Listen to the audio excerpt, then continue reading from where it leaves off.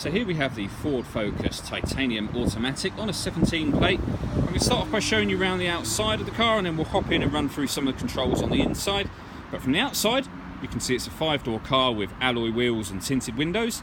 Let's start off inside the boot and then work our way around the rest of the car from there. If you approach the back of the car, you'll see we've got reversing sensors as well as plenty of boot space and that 60/40 split folding rear seat. Okay, so we're just going to work our way back round to the front of the car now, and then we'll hop in and run through some controls on the inside. But now that we've done a full circle of the car, you can see that it's in perfect condition the whole way round. Just briefly before I climb in, I think it's well worth seeing the interior from this exterior point of view. These seats are in wonderful condition. There's plenty to run through on the dashboard, so let's hop in and we'll do that now. Okay, so now that we're inside the car, we're going to start off with the dials. On the left hand side we have the rev counter, and on the right hand side the speedometer. At the bottom in the middle we've got the fuel gauge and coolant temperature gauge, and then above that you can see the total miles of this car, which are 10,956. To the right hand side of that, it will show you what gear this car is currently in, and then above that we have a trip computer, and we can change information that's displayed on there using buttons on the steering wheel, various different pieces of fuel economy information, and also that digital readout for the speedometer that you can see there now, which is a lovely clear way of being able to check what speed you're travelling at. Backing out to the steering wheel, on the left hand side we've got the buttons I was using just a moment ago, as well as cruise control and speed limiter.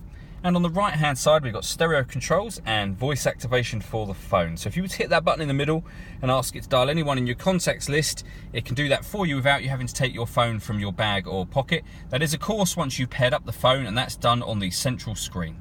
So over on that central screen you would hit this button and then pair phone. Search for your vehicle on your device and select it once it is found. And just follow those instructions to complete the pairing. If we go back to the home screen, once you've paired up your phone, not only can you make and receive phone calls, but you can also listen to your music via Bluetooth audio by hitting that box there.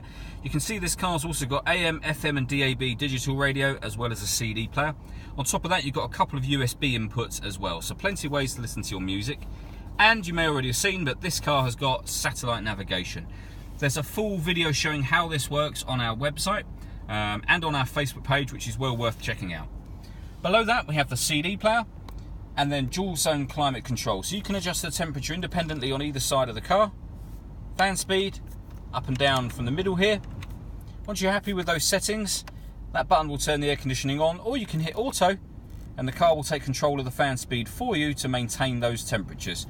You can then override that by pressing the fan speed back down or up to whatever speed you desire. Underneath that we have the USB input.